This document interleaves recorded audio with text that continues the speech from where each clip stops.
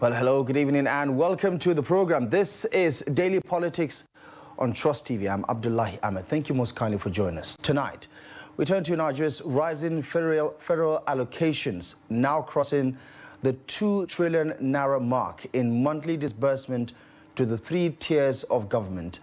The Ministry of Finance links this surge to a gross revenue of 3.63 trillion naira, citing improved revenue generation. But critics argue that these figures are not reflective in terms of governance outcomes, service delivery, and impact on the lives of ordinary Nigerians. Well, we're going to unpack these concerns as we'll be joined virtually from Jos by a lawyer and public affairs analyst, Barrister Buhari Yusuf. But before we bring in our guests, let's quickly take a look at the numbers, just to get a sense of what has been happening. A positive trend, one heading in the right direction, especially when it comes to federal allocation. Let's factor in the last 3 months of 2025. From June, we saw the numbers, 1.8 trillion naira. That is what was shared across the 3 tiers of government: the federal government, the state, and the local councils. Then, July, the allocation got bigger, 2.001 trillion naira. That was the total disbursement for the month of July. And then last month, in the month of August, just recently announced an additional 200 billion naira to the national pot. 2.225 trillion naira was shared among the federal government, the states, and the local councils. Of course, this is a continuing rising trend. Since the removal of fuel subsidy, the states has only gotten more money. The local councils have only gotten more money, as well as the federal government. But the crux of the matter is in the deliverables, or the ones that have not been delivered. And we're going to situate what that means for Nigeria and Nigerians, especially given the concerns around the rising cost of living, the continuing difficulties in infrastructure development, especially when it comes to road infrastructure, education, healthcare, as well as workers' remuneration, because there are still concerns in those areas where the minimum wage itself is something that's still being negotiated by labor unions across different parts of the country regarding welfare of Nigerian workers. And this is a sectoral problem, because up until last week, resident doctors have been threatening to down tools, and those negotiations across different parts of the country. And of course, these unions are not just in one particular area. In the academic sector, we just heard recently of ASUP's plan alongside the National Association of Senior Staff Association of Universities in Nigeria, also threatening to down tools because of the lack of implementation to already agreed memorandum of understanding or action between them and the federal government. So the big question most Nigerians are asking is, where is all this money going towards? Where are we channeling all these monies, given the current state of affairs around rising cost of living, infrastructure decay, and a host of other problems or structural issues that require financing or funding, as the case may be. We're going to take a moment's break. When we come back, we'll bring in our guest, Barrister Buhari Yusuf, who will join the conversation live for us from Jos, the Plateau State capital. Join us after the break. Welcome back to the program. This is still Daily Politics on Trust TV, an 11.2% increase compared to what was shared in the month of July. That is how big of a jump it is from the Federation Account Allocation Committee's disbursement for the month of August. An astronomical figure, one might add, considering that just 2 months ago, the national cake that was shared between the 3 tiers of government was around 1.8 trillion naira. Let's bring in our guest, public affairs analyst, Barrister Buhari Yusuf, to provide some context to this one. Barrister, good to see you this evening. Thank you so much for joining us. Good to see you. Good to see you. And you really, elucidated a very low-seat background It's really a terrible situation. Good evening, viewers. Thank you so much for that. Let's talk about it this way. More money, more problems. Apparently, that's what Nigerians are saying. It looks like while we still complain about government being cash-strapped, the allocations are only getting bigger, but the problems still remain. What is your understanding of what is happening here? More money, big money, with apparent lack of capacity, corruption, capacity limitation, poor prioritization, and dependency on the federal government are, reasons why there has not been a corresponding improvement in facility improvement, service delivery, and what have you. Yes, just like you said, we are witnessing marked improvement in revenue drop on the the federating units and in fact the local governments, but there has not been a corresponding increase in the utilization of these funds. Just like I said, it might not be unconnected with certain facts like corruption and mismanagement, misuse or misappropriation of funds can hinder development and service delivery, because corruption eats on every segment of our society. Not only the physical aspect of it, but our mental capacity to comprehend things and bring in development. Again, lack of accountability, weak oversight, and transparency mechanism can contribute to inefficiency. Where there is a lack of accountability, of course, there will not be proper placement of what comes into the state and what against the expectation or in favor of the expectation of the people. Again, poor prioritization. We hardly prioritize what we really need as a country. Now, but it translates more in the federating unit. So these are basically the problems that are militating against our, the state governors' capacity and ability to deliver.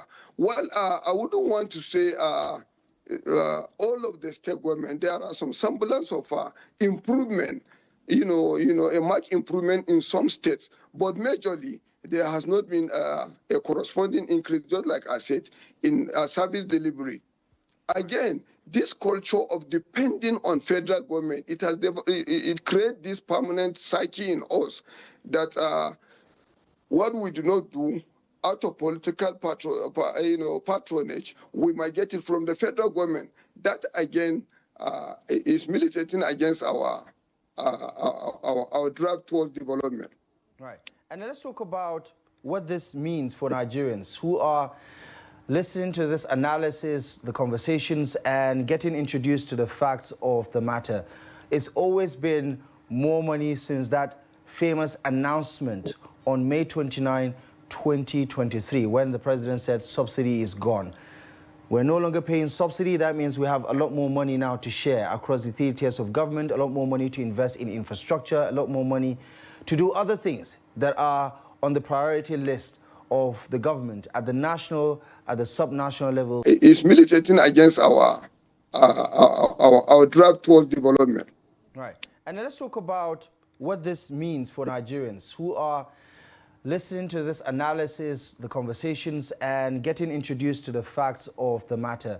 It's always been more money since that famous announcement on May 29, 2023, when the president said subsidy is gone. We're no longer paying subsidy. That means we have a lot more money now to share across the 3 tiers of government, a lot more money to invest in infrastructure, a lot more money to do other things that are on the priority list of the government at the national, at the subnational level, and even at the council level. If we have to provide some sort of general assessment of whether Nigerians are getting value for the removal of fuel subsidy, against the backdrop of this huge federal disbursements on a monthly basis, what is your verdict about that? You see, more money will inevitably continue to be more problems. So long as we don't, like you said, prioritize our needs and demands. But I think solutions might come by way of enhancing transparency, accountability, and strengthening financial management and oversight, capacity building, training, and equipping state officials for effective governance, revenue diversification that will help too. Performance index base will also assist to give us a feedback as to what we are doing. And again, the office of the citizen must come up to challenge these inadequacies. Otherwise, they won't sit up. You see, money alone doesn't solve problem without adequate understanding of our priorities, without understanding what we really need as a nation. We spend money on issues that are of less significance to our own development. We spend money on issues that drive only pleasure. We spend money, see the comfort the state governors are enjoying. Brand new jeeps of 600 or 500 million, sometimes convoy of 40 to 50 cars, and then traveling in and out. Of course, more money will only drive more pleasure. It will not give us the service we are expecting. And look at our situation: more money, but the position of the citizen is acutely going down. It's a terrible situation. And that is the reason why a lot of people are not appreciating what the federal government is doing. A lot of people are not appreciating the incentive that's supposed to come from this withdrawal of oil subsidy and other interventions that are meant to strengthen our fiscal capacity, because they have not seen it on ground. But yet, federal government gives, continue dishing out money to the federating units. So citizens must sit up. Otherwise, this kind of acute paucity of money will ignite or trigger security or continue to up the ante of insecurity in this country. So I don't believe more money is enough, but the federation plus the state government must sit down and come up with an institutional framework that would give a very good oversight. I think engagement. But again, there will be this contradiction by our constitution. The federating units are to some extent quasi-independent. So there is this limitation as to an outside oversight on the state government. They are not parastatal of the federal government. They are not institutions of the federal government. Therefore, these limitations are quite apparent. And now we have to work out this very dangerous thin line of how do we make sure that there is a very strong and effective oversight going in line with the concept of federation as we have in this country.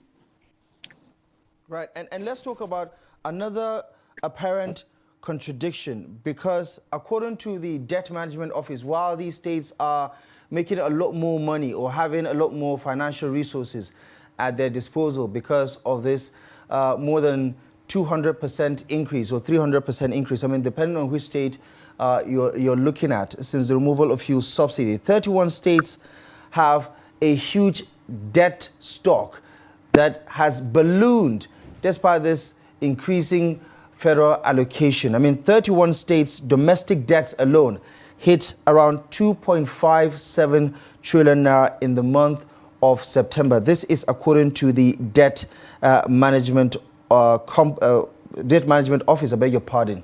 How do you square this circle, right? Because usually the excuse or the explanation around why governments borrow, especially domestically, is because they want to finance their budget because their revenue generation is not enough to match the projections for their expenditure, whether it's in capital projects, overheads, and so on and so forth. But how do you explain this to Nigerians who question why, despite all these huge funds, are coming in on a monthly basis? States that usually get around, say, give or take $10 billion a month are now getting 70, 100 plus billion naira a month. Why are they still borrowing? You see, the word you added to the already confused situation. More money, internally generated, more money, externally given by the federal government, but more loans, particularly foreign loans. So you begin to ask yourself, what are they doing with this humongous amount of money?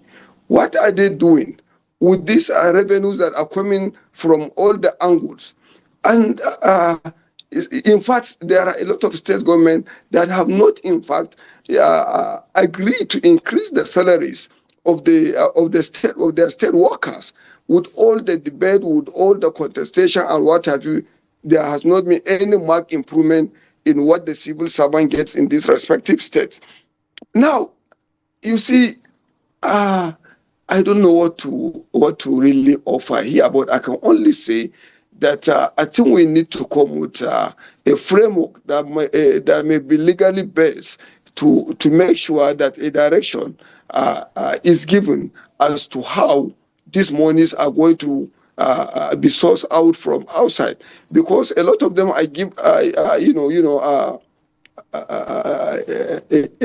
taking loans that generation yet unborn will not be able to settle, and they are not bothered.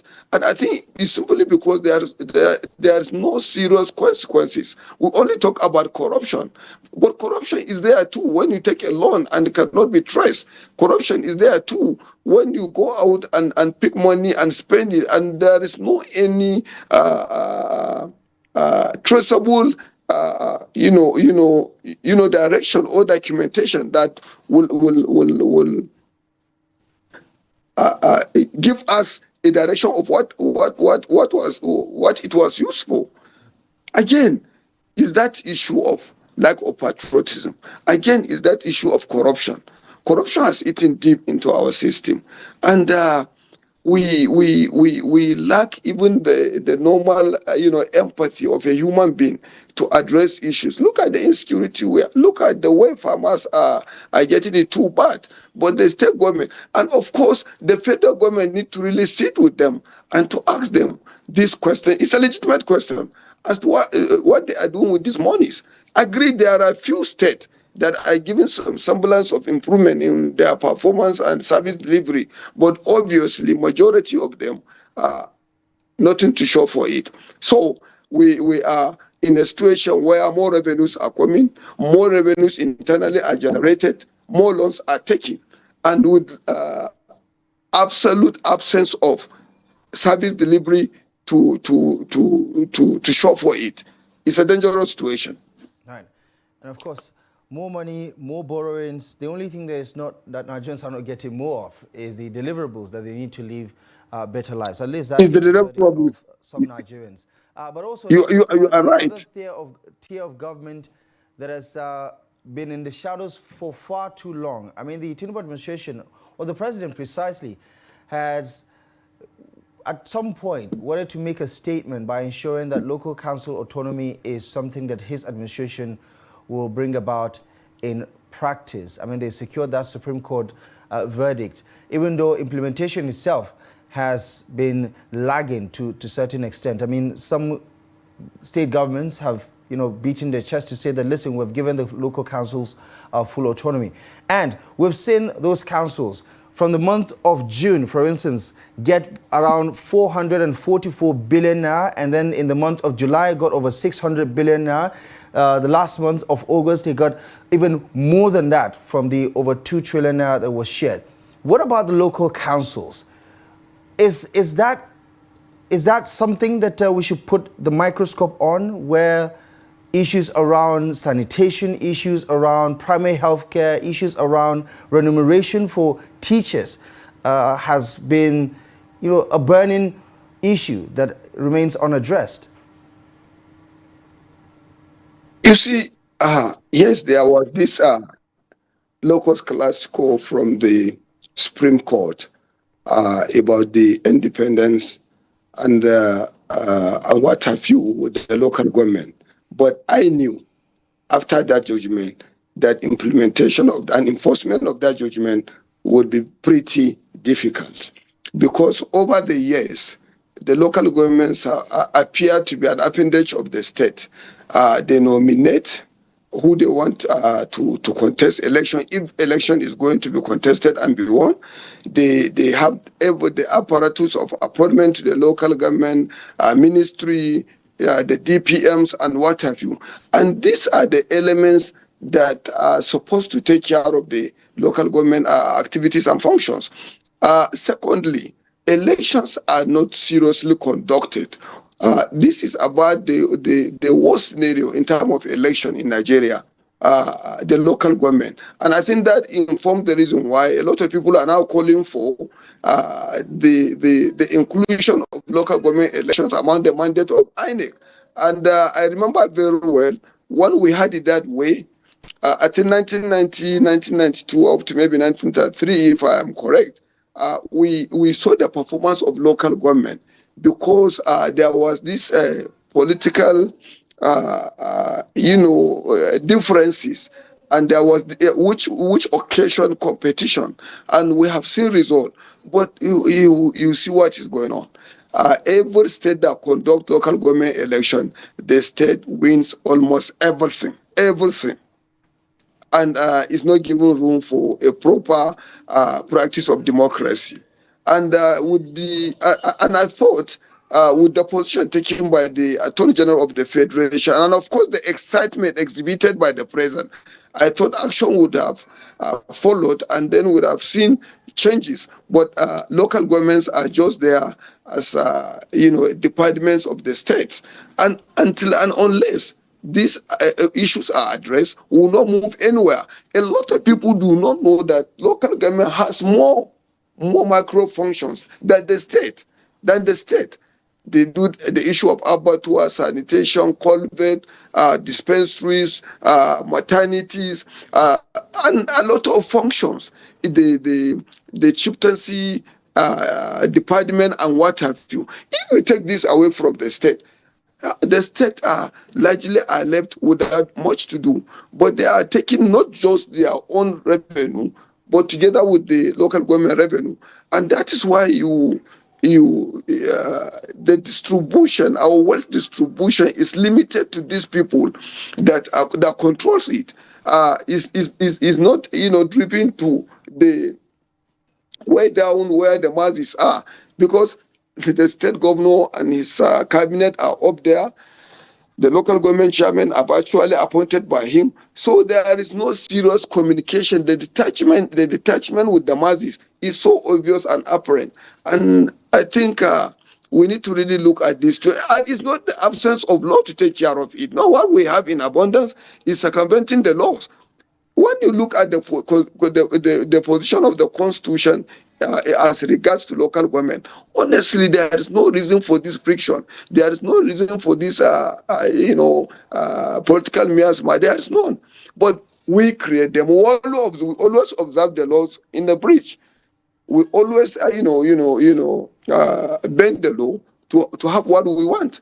And it is very dangerous. If the local governments were functioning very well, honestly, the situation, as it were, would have been a little bit ameliorated. But local governments are like totally absent. I just refer you to the elections. It's just like a appointment, and they don't challenge. But like I said, 1990, 91, 92, 93, I think we had local governments that were politically robust. They were in some instances challenging the state government and making sure that what was agreeable to them indeed, got to them. But this is not the situation now. Right. And let's talk about what Nigerians had expected since the removal of fuel subsidy? A lot of promises were made at the national level, at the state level, regarding palliatives, regarding government policies and programs that will cushion the effect of subsidy removal, something which to date Nigerians are still reeling from.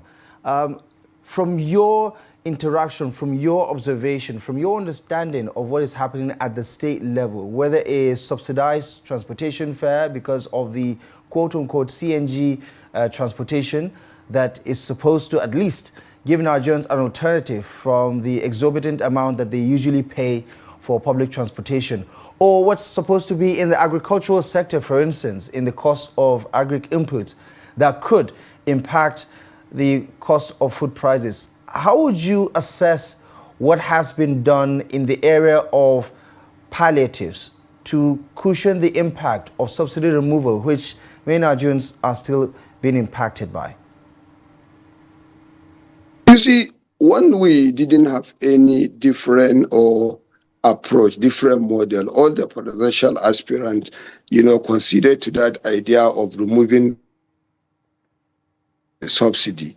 It came, and Nigerians are forced, if I would use that word, to accept it and comply with what it comes with. And expectedly, people thought that it was going to usher in some palliative measures that would cushion the effect. But I think part of what the federal government might consider as palliative is giving money to the federating unit. At least they are closer to the masses than the federal government. But like this is part of what we are discussing, and nothing comes out of it. But for now, suggestion must be made as to a redirection of this palliative, what the federal government is supposed to do by way of issue of transportation, agriculture, schools, issue of feeding, and clothes, medication, and host of others. Honestly, they are far off the grab of majority Nigerians, majority of Nigerian citizens. So the government, I think, need to really review and see whether indeed they will tinker with the way these monies are given to the state government without corresponding increase in anything, whether they will come indirectly. Because even in America, sometimes they come by this kind of very, I know, unpalatable, but very serious and quite demanding program of meeting the people way down where they are. But in where we are today, some state government salaries will hardly buy you a bag of maize, not even a bag of rice. So what do we do? And I think the federal government too should channel a lot of money into agriculture, because no any country with an aided imported agricultural yield will develop. We take a lot of money importing foods. We are just suspending the crisis. We are just elongating the crisis. We need to come down by way of provision of fertilizers to farmers and other farm implements. And I think the federal government should start thinking along that line. But I am against the idea of food importation, because it's going to do what? It's going to eliminate the subsisting farming class in our communities that sustain the macroeconomy, particularly the food side of it. I think it is a global idea that no country would develop with the idea of importation of food. In fact, it is a security risk for you to rely on importing what you want to feed your country with. I think we better approach this issue frontally and solve the problem. And with this amount of money we are getting, I think it's the right time for us to sit down and see way out of this. Otherwise, the problem will continue. The problem will continue to escalate beyond our imagination.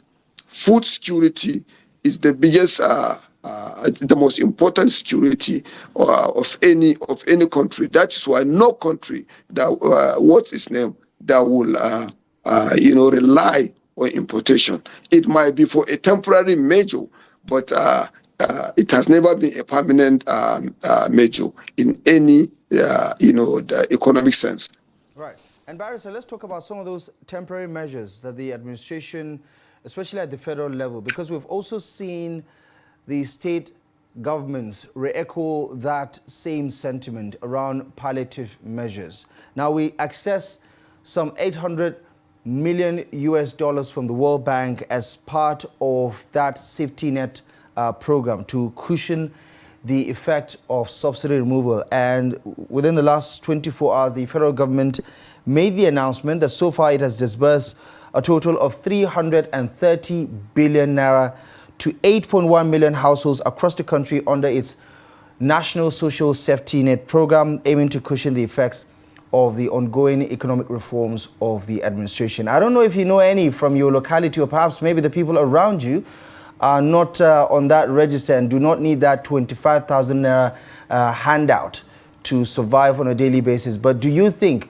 that throwing money at problems like food insecurity or poverty is something that would actually amount to an impact on the everyday lives of Nigerians?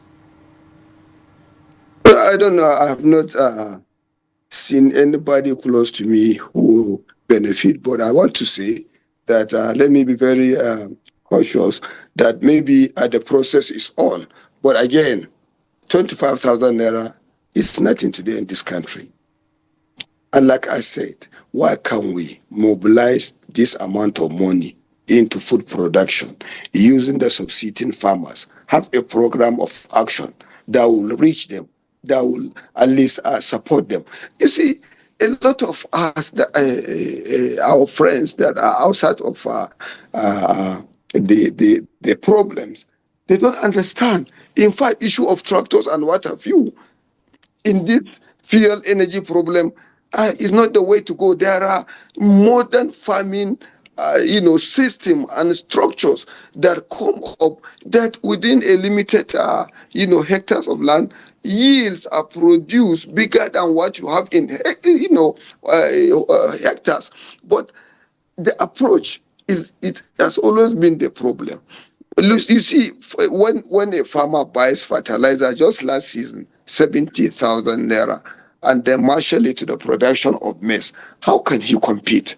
How can he break it even? He cannot even break it even, not to talk of competition with imported food, whose industries are bigger than our own, whose industry are incentivized by the government policies.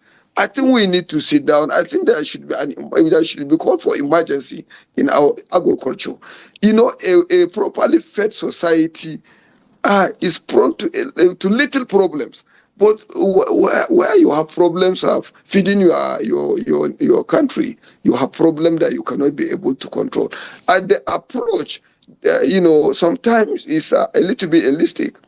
I think we need to go down and really understand whether semblance of green revolution will come in. It might not be in the fashion of the former green revolution, but certain elements of it will not be incorporated to give a direction, to give direction on what to do. But actually, this 25,000 naira, or even more than 25,000 naira, will not solve our problem. But with the kind of money we are making today in this country, we can have a very robust system and a policy that will attract, serious food for, production. Barry, so you talked about the quasi-independence of the subnationals, and there have been growing concerns for some years now about how some of our states are not financially viable as entities. Do you fear that with these growing allocations, there could be a tendency for some of these governors to just remain more than 100% reliant on federation account, especially because they see the account, sharing formula grow bigger and bigger month on month? You see, more money sometimes diminish initiative, diminish your IQ. it diminishes your creativity because you are living on a comfort that is not your creation. And that is part of the problem that we have. And let me tell you, I think less than 3 states in this country that are self-sustaining. We have seen that during Buhari's regime. When he came in, how many states did he bail out? Almost 99% of our states were bailed out. Some salaries of 2 years, some salaries of 1.5. So, I mean, we have seen it. So even those states that are claiming to be productive, when you check it all, it's a rent revenue. It's not really a production revenue where maybe certain economic activities are allowed to play and monies are made. No, they still boil down to issue of rent. So a lot of states are in this day and age. And like I told you what happened during Buhari. Yeah, we saw it. We saw how states that were claiming to be independent, economically independent, they were bailed out. So less than 2 or 3 or 4 states in this federation can be able to stand on its feet in absence of federal allocation. Now, what are we supposed to do? We need to develop our macroeconomic engagements. We need to give our traders facilities, not just facilities, but knowledge as to how to move. Look at China, with over 1 billion people. They are overtaking the traditional global dominance. They are doing that today. But ours, look at, we have population, we have, good land, we have good weather. Almost everything is working for us. The only things that are not working for us are creativity, initiative, patriotism. These are the problems that we have. And I am not seeing us close enough around that area. It's a very serious issue. We don't have priorities, and you don't have to go far to see this. Just go to any of these functions and see these government functionaries running around with cars that which unit price of these cars are enough to build hospitals, build schools, build roads, but they are going about it on the road. And what happened? The roads are even bad. They cannot even be able to build roads that will allow them to enjoy this kind of luxury transportation. So these are the problems we have.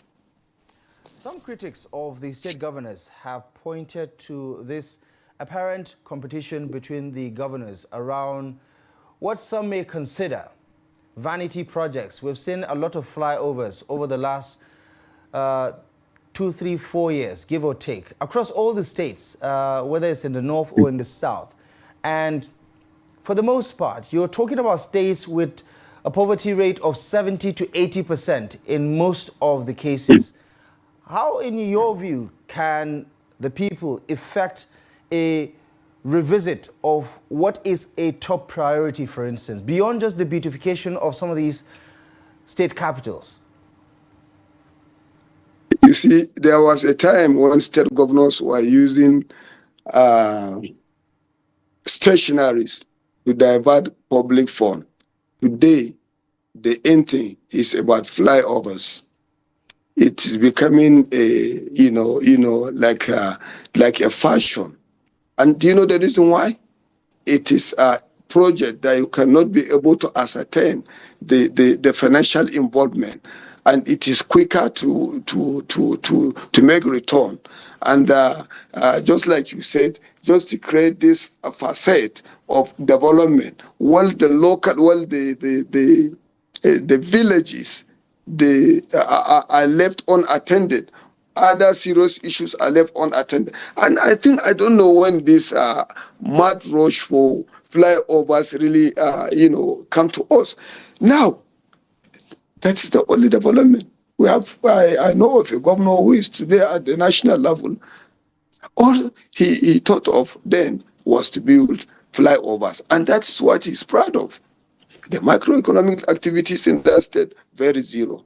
Schools were not properly taken care of. Hospitals were not properly taken care of. And a lot of, today this is the fashion flyover. And given way to proper development in the cities, the villages, and what have you, and forgetting about core areas like education and other serious sectors. That's a serious problem. And again, it's issue of corruption and lack of accountability, and again associated with lack of capacity, because sometimes somebody with understanding of the system will bring, even if he wants to make something out of it, but come up with a good idea that a lot of people will benefit, that the larger part of the society will benefit. But I don't know this madness of madness about flyover almost everywhere. In fact, in villages today. I think I should give this example. We had a minister in this country within this dispensation in Abuja. He didn't build many flyovers, but he built 4 cities. Now people are benefiting from this. And these are what I think we should be talking about. But insecurity will continue to pervade our society so long as we are not coming up with a practical solution that will give a permanent solution to our crisis. Right. And let's talk about one of the obvious conversations shaping the political narrative of development in Nigeria over the last couple of months, especially against the backdrop of all the 2027 political talks. There's been this arguments about how much energy or how much resources the Tinubu-led administration is deploying to each region of the country. And there seems to be an argument for and against whether there is favoritism happening here. What do you make of some of the resources available to states, for instance? Because we've seen collaborations happen at the regional level with states where they can decide and say, okay, listen, we want to build ABC highways to connect the commerce of our region, for instance, together, to connect our agrarian communities or whatever it is. Do you think there's been enough deployment in the area of infrastructure when people make arguments for or against where federal allocation is going towards in terms of capital projects? This argument is becoming quite disturbing. Yes, there is this position taken by a lot of people that indeed distribution of facilities and amenities are not evenly distributed. But I think Nigeria has this tradition of accepting the abnormality of this unfairness and to move with it. But I like your call that we need to really sit up and make sure that national leadership is just like an umbrella. It covers the entire geography of Nigeria, and this will bring in inclusiveness and stability in the polity. Every leader is given a chance by God to come and do and to build history and to inculcate in its citizens this sense of fairness. And a call by Nigerian citizens regarding this issue is not a useless call. It should be properly evaluated and addressed. It is true. Right, and Barry said, let's zoom in a little bit on how much more the governors can actually do to assuage the concerns of Nigerians when it comes to the rising cost of living. I made a point earlier about these disturbing figures and data, especially in the northern part of the country when we talk about poverty levels. It has been the case, one would say, even pre-independence and post-independence, and the north has been falling behind if you take a look at the metrics, right? What is your understanding of the political will that may or may not exist in an effort to address this obvious malaise, which has been, connected to insecurity and all the other ills that is affecting mostly this part of the country? It will continue because our politicians are not guided by a principle. They left tradition. They have forgotten the fact that some people were assassinated simply because of their desire to protect the North. Today, I've been saying this. If people like Sadona, Tafawa Balewa, and the rest of them will wake up and see what become of northern politicians, modern educated people, modern academicians, northern intellectuals, I think they would go back to their grave,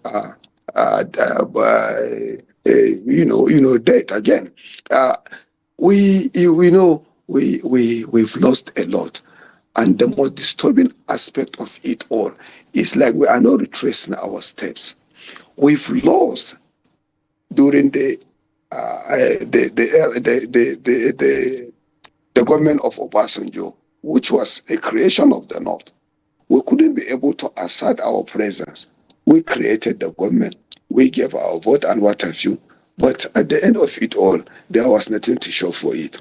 We had the Yaradua, who, to be fair to him, appeared to be quite conversant with our situations in Nigeria, not just the North. But unfortunately, he didn't have a time to actualize it.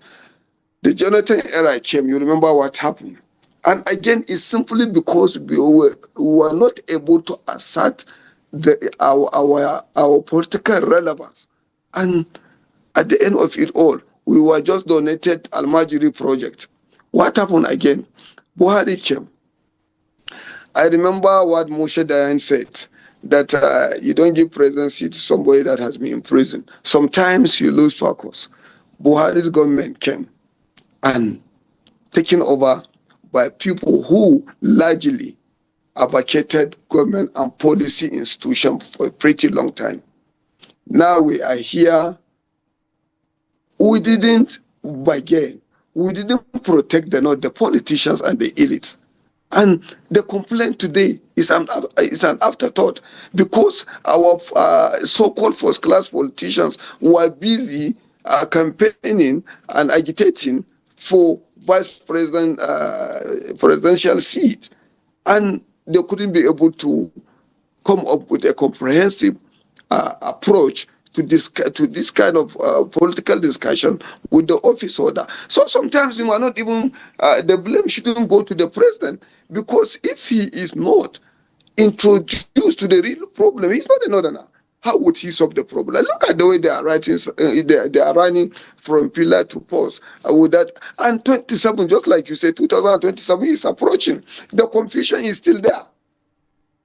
The confusion is still there, creating more parties, forming quantum alliances that do not have, ideological, foundations, and these are the problems. So I think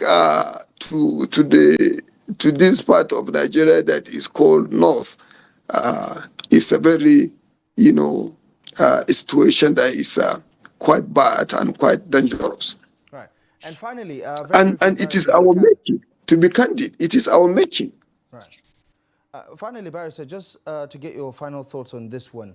There's been a lot of talk about the new minimum wage, which, for the most part, if you look at the metrics, the indicators, the value of the naira is not what it used to be, even 2 or 3 years ago, right? And the labor unions are making a push for a living wage or a review that reflects the current economic realities, one that is hinged on the rising cost of living. Do you think with states earning more, I mean, we've seen some of the states do the unusual, go above the 70,000 naira minimum wage. I believe the one with the highest right now is Imo State, following that recent announcement by Governor Hope Uzodinma, crossing well over 100,000, something that's been commended by people from different parts of the country. But do you think with the states earning 200 or 300% more on a monthly basis, their workers deserve something more than 70,000 naira minimum wage?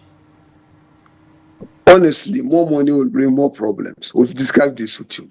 I think we should have a structural adjustment, taking into consideration those areas that will positively impact in our economic activities.